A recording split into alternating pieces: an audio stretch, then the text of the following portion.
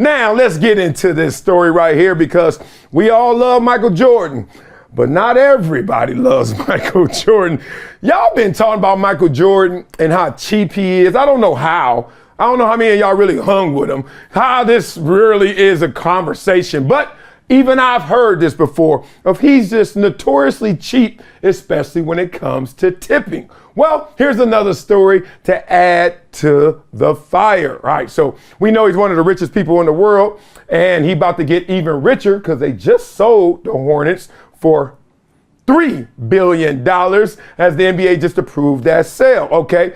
So being accused of being a lousy tipper, to me, there are worse things you can call me than a lousy tipper. Like, that's not a horrible narrative, but that's my personal opinion. Let's talk through this story. So a former Vegas resort executive told a story when MJ was there with Wayne Gretzky. And I love when just like Jordan ain't gonna be in there. They're gonna be like Michael Jordan and Marcellus Wiley. Like it ain't, even though we have hung before. It's just funny. It's always like Jordan, Gretzky. Like, you know what I'm saying? Like they just hang with who they can hang with, their level, right? So they were gambling together in Vegas and he tipped a waitress $5. You know, that little chip. What color is that one? The green one? Little green one, right?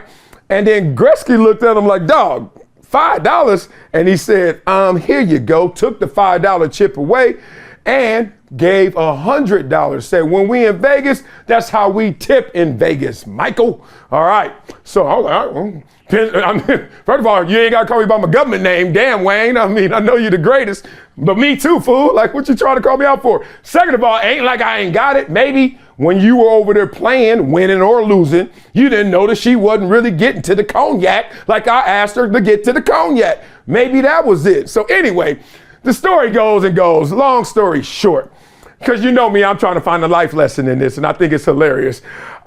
This ain't his first offense in that way. People were saying, look, this is why Michael Jordan is a multi-billionaire, because he holds on to it, right? He ain't just letting it go frivolously.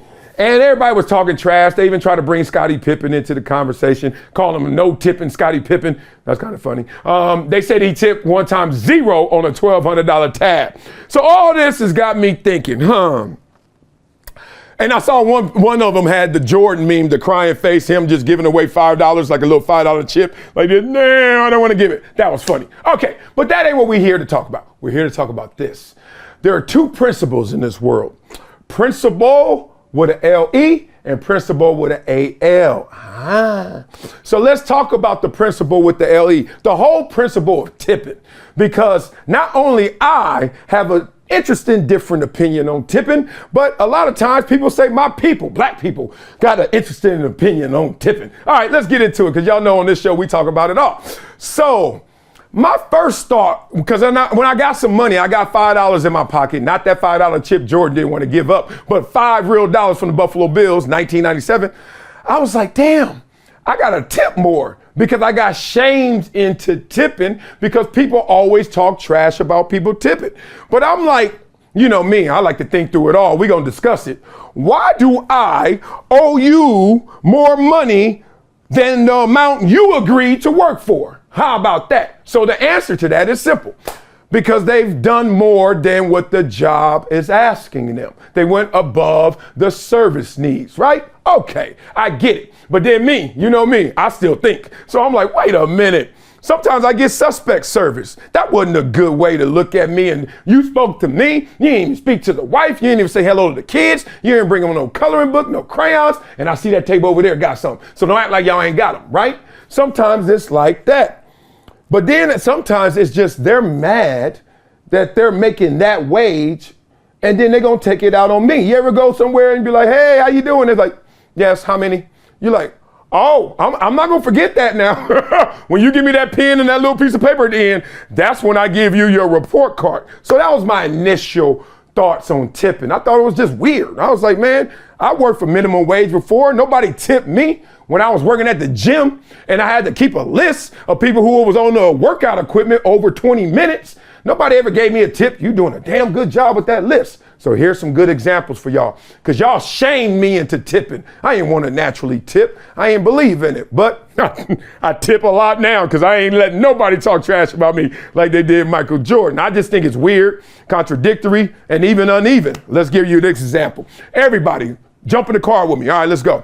Where we going? We going out of town. All right, we got to go to the airport. We got a gang of luggage because all of us is going, right?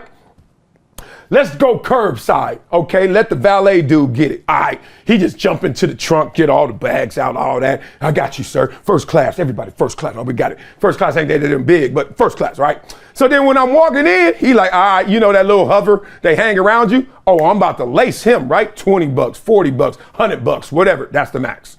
He gets a tip. However, if I pull up and I'm like, you know what?